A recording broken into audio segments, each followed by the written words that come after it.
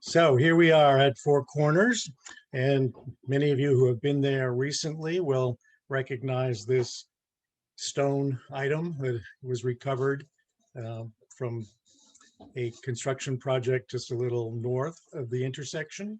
And it looks to me like a well cover, and it's been placed on the corner there at the southeast corner of Bowdoin and Washington. So now let's move on.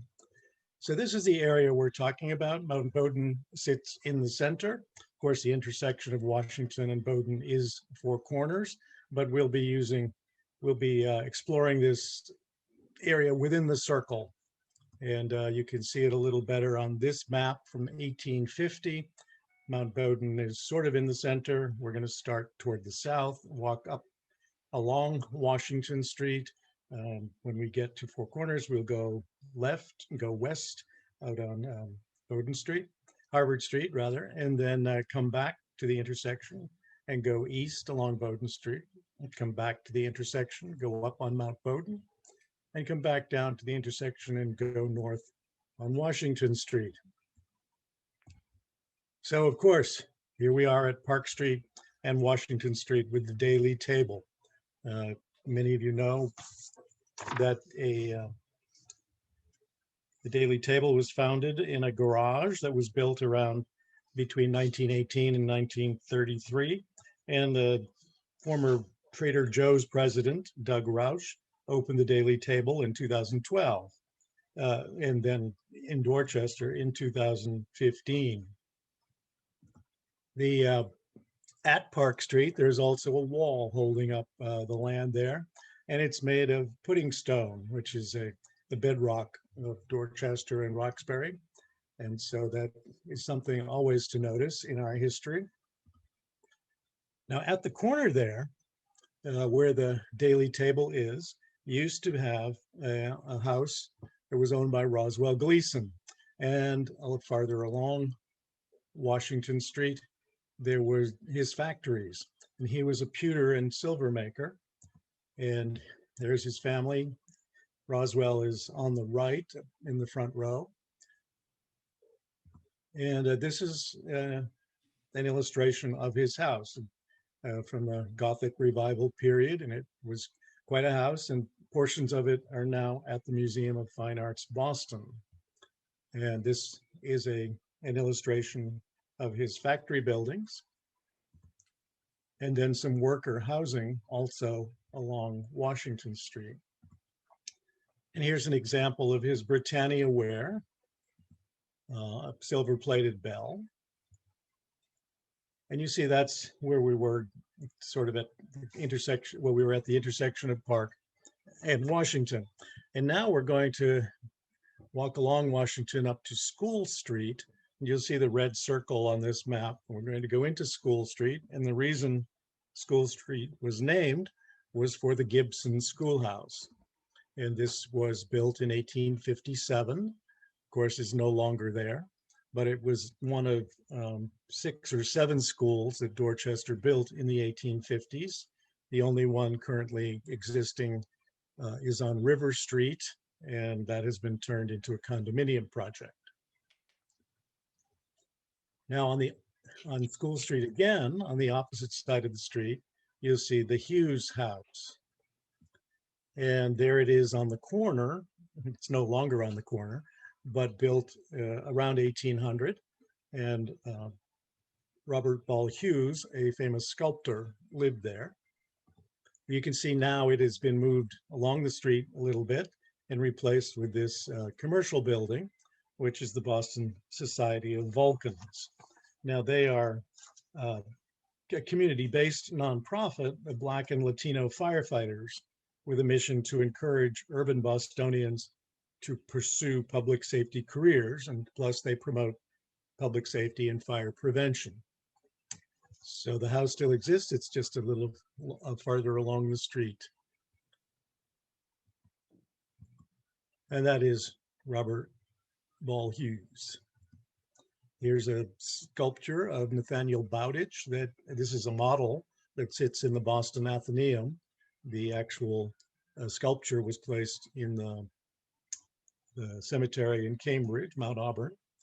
And he was also an experimenter. He got into what he called burnt poker drawings. So he would heat a poker and then draw on a piece of wood. You can see he became fairly sophisticated at this. This is Isaac Withington, a neighbor whose portrait he created. Now, as we go along School Street, coming almost to the intersection with Bradley Street, there was a kindergarten school, but we're going to see a house before that. This one was probably the second oldest house in the neighborhood after that Ball Hughes house. This is about 1826 and is still there. It's very much on the scale of the Barry Blanchard Kindergarten School and that existed there. And one of the interesting things about this picture, this photograph, is that in the background you can see the house on the left being built at the end of Bradley Street. So we're going to go back to Washington Street now, and you'll see that across the street, of course, is the park, that we call Mother's Rest now. It was at one time the William F. Corbett Park. That was in 1930s. And the Cutler Booth House used to exist there at that location. And Cutler was a Dorchester family, but Booth, it was named for Junius Brutus Booth, the famous actor from the 19th century. And his brother, John Wilkes Booth, did visit here before the Civil War. So there's Mother's Rest. And if you look down from Mother's Rest, this is an old photograph showing what the land looked like and as construction was occurring on the streets below. And if we come back along Washington Street, we'll see the property owned by James Tucker right there in the center. Huge property, a mansion house, greenhouses, so on. And that became Bradley and Algonquin Streets, and the Algonquin Square green that leads into that shape right there in the middle with the brick buildings, the red pinkish buildings at the right of the Bradley and Algonquin streets, and then continuing on. So most of the street was developed by the 1880s, but then the brick buildings weren't built until about 1911, 1912. And that is the view you see from Washington Street, looking at 15 and 17 Bradley Street and 12, 14, and 16 Algonquin Street. And one of the interesting things about this is that each of these buildings was developed separately with different architects, and yet there is a consistency throughout. So the owners of the lots kind of leapfrogged each other.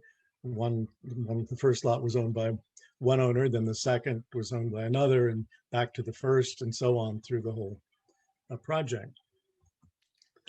And at 389 Washington Street, of course, we have the spectacular building that was designed as a house for the Fottler family, John Fottler Jr.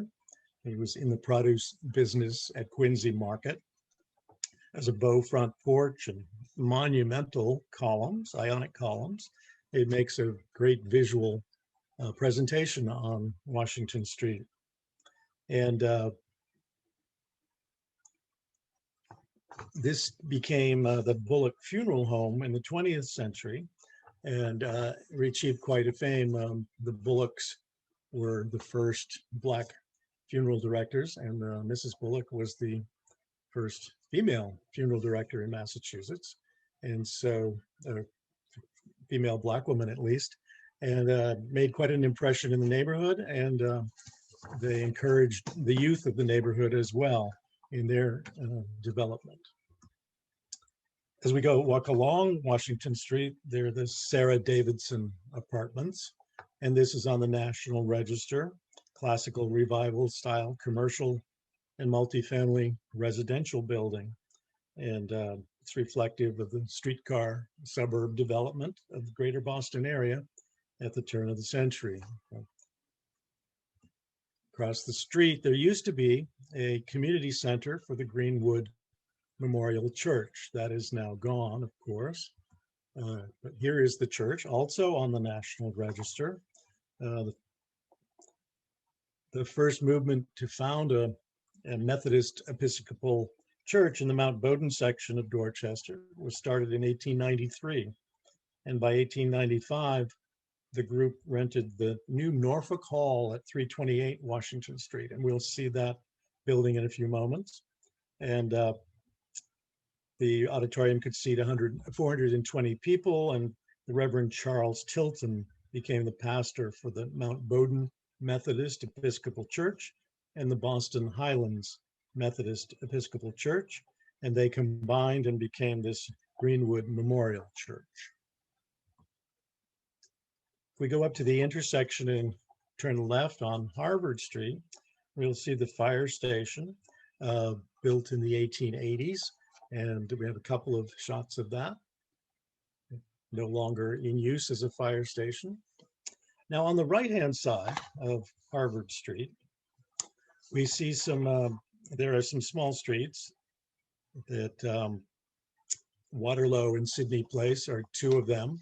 Robert Treat Paine was a philanthropist and a housing advocate in the late 19th century. He started with a project in Jamaica Plain and then came to Dorchester. And you can see his Sydney and Waterloo streets here on this map, which are now Shafter and Elmont streets. And this is the modest kind of home that he built that would be affordable at the time.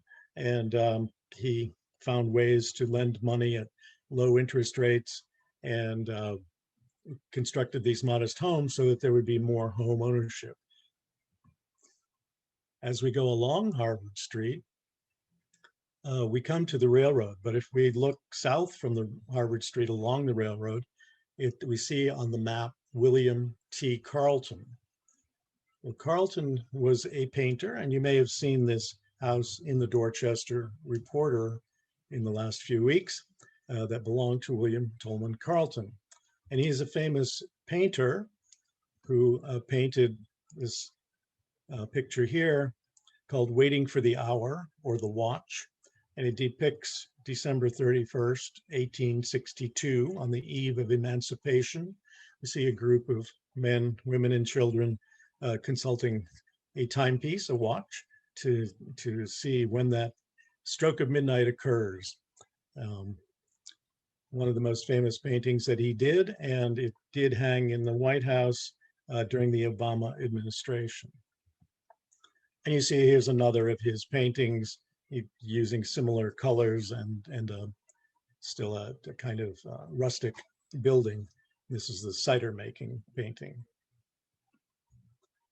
Now we're going back to the intersection of Washington and Bowdoin and going on along Bowdoin Street. You'll see Holiday and Oakley streets. Here, this is another example of Robert Treat Paine Jr.'s housing projects that he bought this portion of Dorchester in order to create affordable housing. Also on Bowdoin Street, we have this painting done by Glenn MacNutt, a Dorchester artist, giving us a feel of what he saw as Dorchester. Here we have Holiday and Oakley streets. These are the streets that were developed by Paine. And then as we go along Bowdoin Street, you'll see that Geneva Avenue did not exist, but the intersection right in the middle of the map is where that would come out.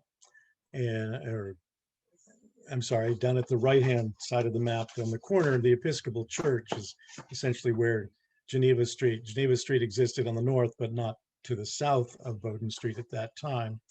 And the St. Mary's Episcopal Church started here. It's now on Jones Hill. And that is what it looked like when it was here. And then you can see on the left of the map that that was replaced by St. Mary's Infant Asylum, which became St. Margaret's Hospital now on Jones Hill as well. But Geneva Avenue, you can see, was proposed when the St. Mary's Infant Asylum moved out. Geneva Avenue was able to be built. Here's a picture of a trolley car at the intersection of Bowdoin and Geneva. And here's an aerial view of what it now looks like at that intersection. Friendship Hall and Davenport House were located there in the past. The hall was, of course, a meeting place for all sorts of activities, the Masons and others. And the Davenport House was a private home. Now we come to the reason that Mount Bowdoin is named Mount Bowdoin. That's James Bowdoin, a Revolutionary War patriot and later governor of Massachusetts and a donor to the college that's named after him. In 1836, Mount Bowdoin was given a subdivision plan, and on the left, within the red circle, that was where the Bowdoin house existed. He owned all of Mount Bowdoin, about 36 acres in all. And then in 1836, it was subdivided and lots were created. You'll see that in the right, sort of in the middle, upper middle, there's a circular piece there where that represents the green at the top of Mount Bowdoin. And if we go back to the intersection of Washington and Bowdoin, we'll go up the hill on the right, up that road. And on the right is that building that was the Governor Bowdoin Mansion. And today you'll see that that street goes up that hill in the same way. Here's Washington and Harvard streets, just looking in that same direction. And we're just going to go up to the intersection and go veer off to the right up the hill. And at 52 to 54 Bowdoin Avenue is a wonderful house that is now somewhat altered. And we're going to see that, let me just see if I have the name of that house. I don't have a name for it, I'm sorry. But that is what it looks like now. It's been altered somewhat, so the appearance is fairly different. But at the top of the hill, it was the home of Mary Mallon. It was built in 1880 at the Green, and that has been replaced with 4 6-unit buildings. So her estate was quite large.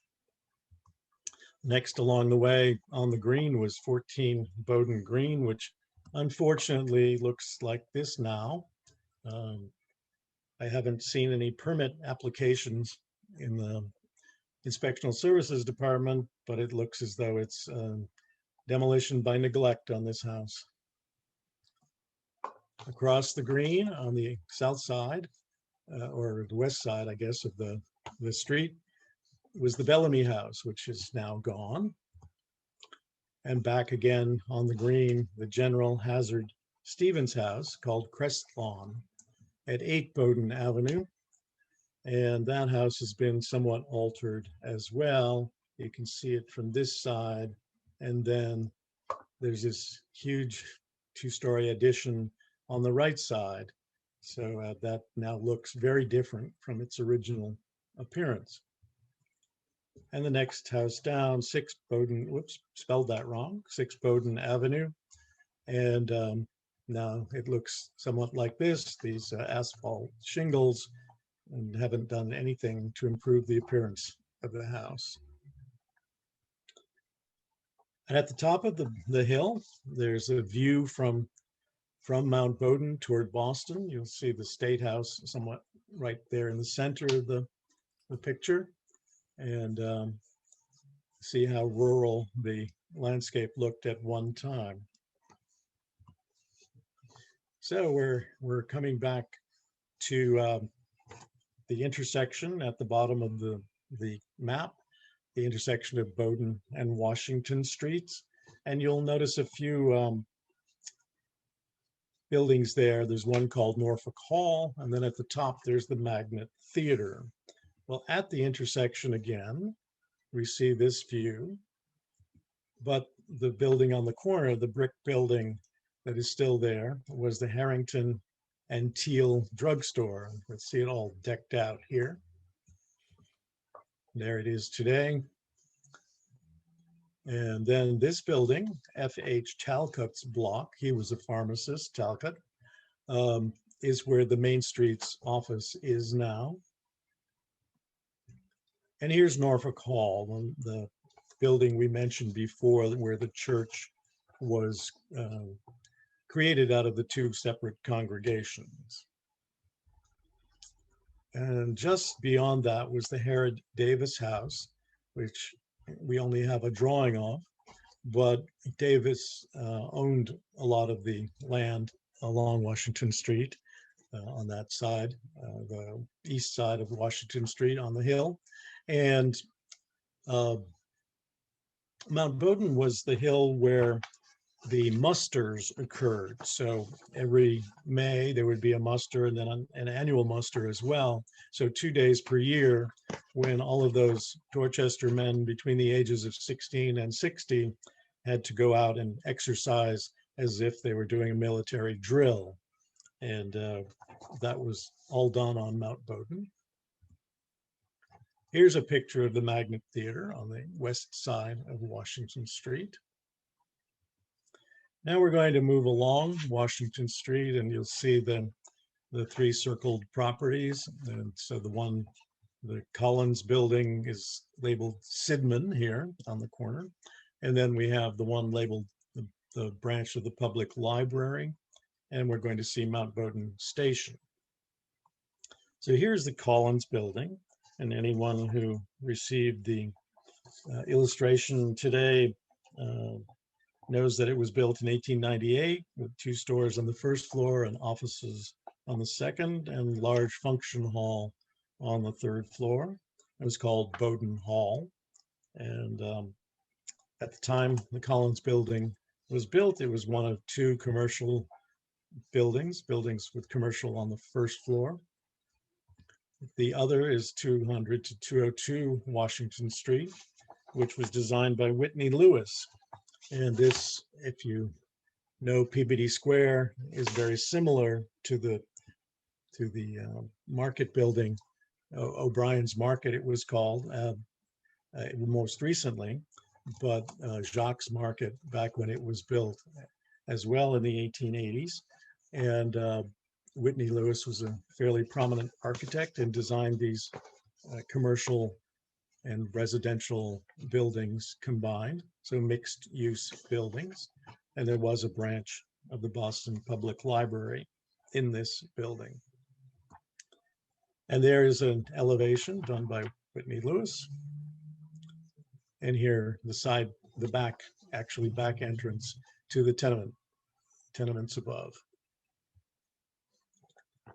Here's a photograph, actually a postcard, a real photo postcard of Mount Bowdoin Station back at that turn of the century. Nowadays, of course, we have a very modern station, not at this location. Now, as we walk beyond the railroad tracks and look sort of to the left, you'll see Oakland Garden there, fronting on Columbia Road. And Oakland Garden was an amusement park. And so we're into Grove Hall now, still an influence on Four Corners. And so they would take the Highland Railway cars and go out to Oakland Garden to spend their summer evenings. And here you see this garage, the Charles Lerner Garage on Washington Street, just a little farther along. And that was 157 Washington Street, which is now, of course, the building with Eric Jean Center for the Arts. And then when we get to the intersection of Columbia Road and Washington Street, you'll see various properties there.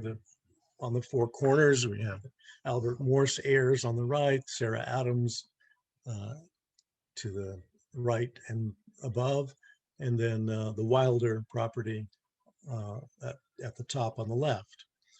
And Sarah Adams, well, she was wife of Ivers Adams, and he was involved with the Boston Red Sox. And the Wilder family, Marshall Pinckney Wilder, whose mansion is on the left there above the intersection, was a wealthy merchant, and he had huge greenhouses and landscaping. And it is said that he furnished all of the plants for the Boston Public Garden when it was created. And there's the home of Albert Morse, Ivers Adams' house there beyond the trolley car. And at this location too, the Copenhagen family once lived, and the children of the family dedicated this to their parents. This monument is at Edward Everett Square. It was given to the city by the children, and finally determined that there was only one place for it, and that was in the park at Edward Everett Square, Richardson Park. And here's the other side of the fountain. So here's Marshall Pinckney Wilder, the horticulturalist, and he was an advocate for agricultural education and starting various groups, including the Norfolk Agricultural Association, and then was involved with the creation of what became the University of Massachusetts. And there's the Marshall Pinckney Wilder property there along Columbia Road on the west side of Washington Street. And there's a painting of his house, Hawthorne Grove. Now you see that the property has been greatly changed, subdivided, and with lots of brick buildings built in that property on the north side of Columbia Road. And here, the circle at the bottom of the map shows St. Mark's Episcopal Church. And this is St. Mark's when it was newly built, still there today. We're going back to Washington Street and going north a little more, and we have the design for the Grove Hall Universalist Church. And that, of course, is still there with its blue roof. And then the Jeremiah E. Burke High School for Girls at Dorchester. Famous, of course, because Donna Summer attended. And as we go right to the end of Washington Street at Blue Hill Avenue, we'll see the Consumptives home there on the map. And one of the interesting things, this is the Grove Hall mansion that became the Consumptives home and then turned into this. And the interesting thing about the Cullis Consumptives home is that the doctor in charge believed that he could measure the weight of the soul as it left the body by measuring the soul before and after death, if he could capture those weights at exactly the right moment. And he's been written about by Mary Roach, who was quite a humorous author, and How to Weigh a Soul. This was the section of her book in Spook Science Tackles the Afterlife. So that is a quick armchair view of Four Corners and the area surrounding it. And I hope you do have some questions. Hi, Earl. It's Marilyn Foreman. I do have a question. That last building that you showed, is that where the Mother Caroline is now? Where's 480? Oh, so this is on the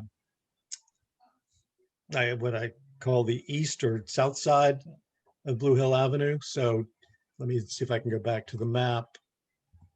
You see it there. Excuse me, Earl. Mother Caroline is 515 Blue Hill Avenue. It Right. used to be the welfare office. And it's on the, Mother Caroline is on the opposite side of the street, opposite side of Blue Hill Avenue. Okay. Hi, Earl, it's Joanne Tuller. Hello. So I have a question. You showed a building where the back entrance had been labeled tenements entrance, something like that. Yes. Was tenement not I mean, we often these days think of tenement as sort of a kind of negative term, for like substandard housing for the poor. Was it not a No. negative term at that time? No, it wasn't pejorative at all. So let's go back to that if we can find it here. Here we go. So entrance to the tenement, it simply meant the apartments, and they were pretty well appointed apartments. So no, it did not mean what we think of its meaning today. Earl, this is Barbara Lewis, and I have a question. How much material do we have on Oakland Gardens? I remember doing some research on a writer in Boston who did a play, a summer entertainment at Oakland Gardens, and I would like to see if there's more material on that. Well, we don't have more material. You've just seen everything I could find. Oh. But I would love to hear about your the person you were researching. The name is escaping me at the moment, but she was supported early in her career by William Wells Brown. She went on to Pauline Hopkins. Okay, the name came back. She went on to write 4 or 5 novels, I believe. She also worked as a journalist, but early in her career, she did a musical. And it was that musical that was premiered at Oakland Gardens. Oh, and what was her last name? Pauline Hopkins. Hopkins, thank you. Yeah. Hey, Earl, this is Vicki. There's a question in the chat from Christina England. The insurance maps show many lots in women's names. I've heard that this may be a tax shelter. Can you provide any information on that? Yeah, well, a little bit. I don't think a tax shelter so much as protecting the family assets. So oftentimes the husband in a family was in business, and there was always the chance that he could be sued or lose his property to a judgment. And so by putting the family home into the wife's name, it meant that creditors couldn't go after the family home. So not so much as a tax shelter as a protection against creditors. Okay, do we have any other questions? If you want to unmute rather than using the chat, that's fine. Yes, my name is Stafford Lewis. Thank you. I live at 272 Washington Street, and some years ago after I moved there, I tried to get some records on the property. And somehow I got diverted to the Norfolk County Registry of Deeds for records. Could you please tell us, if we want to find out more about this area between Four Corners and Eldon Street along east side of Washington Street, where we can find those records? Well, there are a number of kinds of records, and the Registry of Deeds is one. And so up until from the creation of Norfolk County in the 1690s up to 1790s rather, up until 1870, Dorchester was part of Norfolk County and was a separate town from Boston. When it became part of Boston, it became part of Suffolk County. So if you're looking for deeds from 1870 forward, you would look in the Registry of Deeds for Suffolk County. But prior to that, the deeds would be in Norfolk County. So it depends on how far back you want to do some research. There are also building department records in the inspectional services online that you can look up to see if there is a building permit for the construction of a building. Sometimes they've been lost, but there are a good number of them still existing. And so that's a really great resource. There are tax records, tax assessing records. Of course, if you find the name of someone who owned a property or a family who lived there, there's ancestry.com, and then various newspapers online that you can check for information about those people. So it can be fairly complex, but it can be done, and there's a lot of joy, I think, in doing that research. And I'd be happy to coach you if you wanted to get in touch with me. Thank you. And one of the other things I found out was that Dorchester Ave and Washington Streets were called, one was called the Upper Road from Milton to Boston, and the other was called the Lower Road from Milton to Boston. I remember that much from the document that I found from Norfolk County. Well, Thank so the lower road was Adams Street because Adams Street was the original street from Boston down to the south toward Plymouth. And that was pretty circuitous because it followed the coast through Dorchester. It was not at all a straight line. And at that time, if you came from Boston, you had to cross the Little Neck into Roxbury and then choose your direction from there. And then to wind all the way along the coast of Dorchester was a circuitous route. So in the 1650s, Washington Street was created as a straighter road. And that would lead down to Lower Mills, where Adams Street also led, and then on to the south. And so Washington Street then became the upper road and Adams was the lower road. Dorchester Avenue didn't actually exist until 1804, when it was the Dorchester Turnpike. And after, well, into the 1850s, it finally got turned over to the public and became Dorchester Avenue. Okay, Earl, this is Vicki. There's a question wanting to know if we have a similar presentation on Jones Hill, and my answer to that would be not yet. Not yet. When do you want it? Someone is also asking, what was the extent of public transit in the neighborhood? Where were the streetcar lines? And they were pretty much everywhere, but you can answer that. And then there's some more questions after that. Sure. Well, in the 1870s and 80s, there were rails put into the roadways, and certainly Columbia Road and Washington Street would have had those railways for horse-drawn streetcars. Mhm. And then eventually all of those became electrified, and the trolleys ran nearly everywhere. So anywhere there was a main street, there were tracks and trolley lines above the street. Sometimes it's almost to the detriment of the visual appearance of the streets, because there were just lines running everywhere. And so transportation was available, and in that period, the 1880s onward, that is what allowed so much construction in Dorchester and Roxbury and Mattapan and all of the surrounding neighborhoods. Okay, Rose Doherty has a question. Do you have documentation about Wilder providing plants to the public garden? This time is before the Parks Department, I believe. Right, there is a mention, and I don't know, I believe it's in the Orchid History of Dorchester from the 1890s, but I could find that for you. And I have your email, so I can send you that when I find it. Bill Perkins, can you please show again where the amusement park was? How large was it? What type of amusements did it contain? And what years was it in operation? That's a good question. It's a fairly, oops, which way am I going? This way.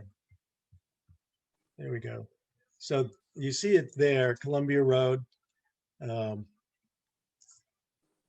next in between New Seaver Street and Michigan Avenue. I don't know if those are the same street names today, but so that would be about 80 Columbia Road, somewhere in that stretch, 70 or 80. And I really don't know much about what kinds of amusements were there, but expect most of the carny kind of attractions that you see when there are little amusement, that we hire today for fields and playgrounds and so on, the candy and cotton candy and all the rest, little amusements. Okay, what is the oldest house or building in Four Corners today? I think you may have mentioned one. So that's the Robert Ball Hughes house, the one that was moved at the corner of School Street and Washington Street. Moved back a bit for the construction of that commercial building for the Boston Society of Vulcans. Okay, Seth Daniel says he has a question. Yeah, I have. My question is similar. The Hughes house there, across the street, where there's a landowner named Vose, and I've heard that that's a very interesting old family, perhaps one of the first families of Dorchester, so I don't know much about them, but I see them all over the property map. Right, well, they owned a huge amount of property there. They really did live in Milton, more than Dorchester, but branches of the family were in Dorchester. Yeah, it was a very wealthy family. Can't remember what they actually did. I think they were furniture makers around the turn of the 1800 into the 19th century, but they could have been much more as well. Joan Mullen says, I lived at 26 Harvard Street from 1960 to 1968. Are any of the public schools still present and used? There's schools on Harvard Street? I don't think so. I think they've moved over to the opposite side of, to the east side of Washington Street. What is that? The school that comes to visit us, actually. Why can't I remember their name? Is it Oh. Westville Street? Yeah. Yeah. So I think they've all consolidated into a larger school building, more Okay. modern building. Do you have more information about Burke High School? Was it a boarding school? No, it was not. It was just a public high school Public high school. in the 20th century. So it was not a boarding school. Do you know any additional information on Mount Bowdoin Terrace, the street after Bowdoin Avenue? Was this also property of Bowdoin, or did it belong to Mary Mallon? Well, Mary Mallon was a later owner.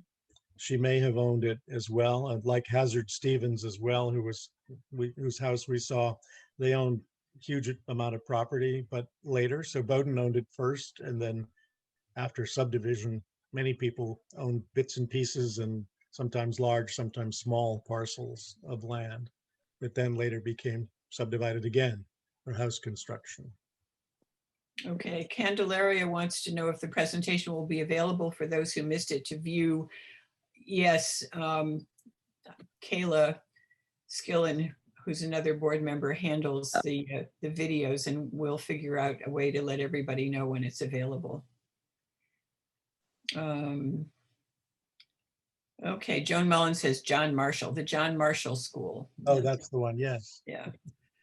So Joyce says, there seems to have been an avenue at the end of Michigan Avenue near the commuter rail lines. Is that now Erie Street? And what was its old name? Good question. If you can email us, I'll get that information for you. Right. I have a question. This is Marilyn Foreman again. So the Bowdoin family, and were they around at the same time? Probably so, with the Greenwood family. I know that the Greenwood family was a very wealthy family too, that owned a lot of property in the Four Corners area. And I know they had a cousin, and they named the school in Hyde Park after that cousin. But, my church was named after this family because they'd given Greenwood Memorial United, that's why it's Memorial, money when we were in dire straits. And then, Greenwood Street, Greenwood School. So they had that whole area. And then the Bowdoin family, I think even in the area where Greenwood Church is, all of that was, I believe, called Mount Bowdoin before it was Four Corners. Is that correct? Well, so yes, essentially correct. So Bowdoin's property was what we call Mount Bowdoin, that the hill essentially. Mm. And the Greenwoods owned property a little farther west on Harvard Street, so beyond the railroad tracks, on both sides of Harvard Street. And so where the school is, the Greenwood School, yes, definitely there, but also on the south side of Harvard Street. So they were a little later, though, the Greenwoods, in the 19th century, whereas Bowdoin was end of the 18th century. Okay, does anyone have any more questions? We're always available. If anyone. I do. If I was getting ready to write it, but I'll ask it now. You mentioned a black funeral home that was across from Mother's Rest Park. Yes, What was the name of the family and how long did the family members own that funeral home? it was the Bullock Funeral Home. Bullock? Bullock, Bullock. Okay. I believe it began in the 1940s and lasted into the 1980s, maybe. I don't have exact dates in my head. But roughly. Roughly, right. Okay, thank you. Are there materials at the Historical Society on the family? No, everything we have has come from other sources. So, all we have is kind of text that we've taken from newspaper articles and other sources. The Bullock daughter still owns the property. So, Oh, she does.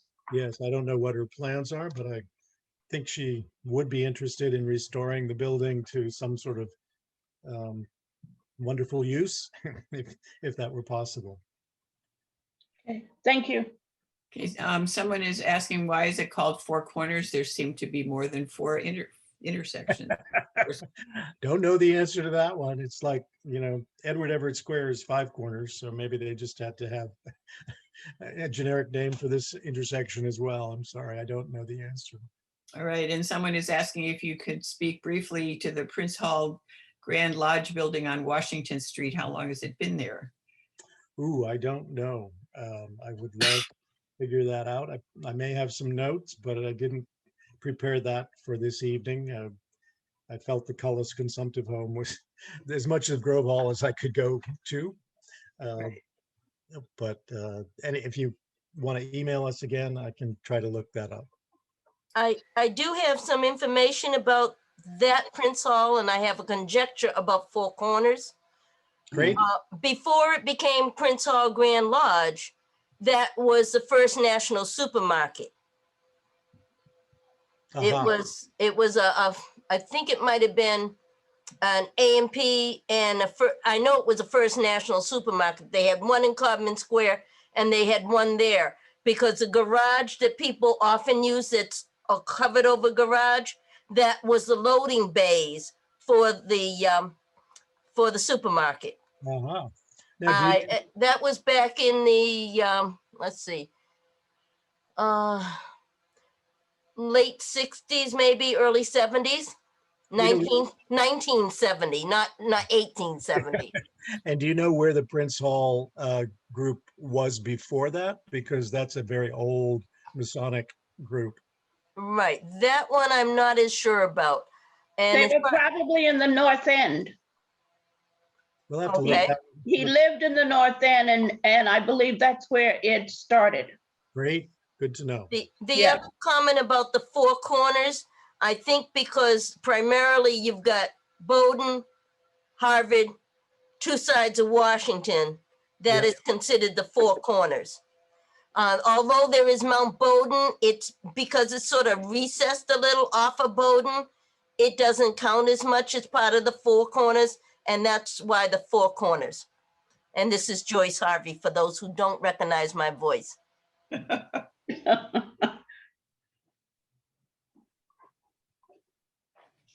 Okay, Bill Perkins says the Corners Main Street office is in touch with the daughter who, as Earl said, this must be the Bullock Funeral Home, still owns the property. She is reluctant to let it go, but discussions continue. Sorry. Okay. I think it's almost 8 o'clock, so we will wrap things up, but you know where to reach us. At dorchesterhistoricalsociety.org. And we hope to do more presentations and programs about all the different neighborhoods of Dorchester. So please keep in touch. If you're not a member of the society, please go to the website and join if you're interested. Membership is very reasonable, and it's a way to keep in touch with us, and then we can keep in touch with you. So Earl, do you have anything further you want to say? No, I thank you for this wonderful discussion. A lot of good questions. Great.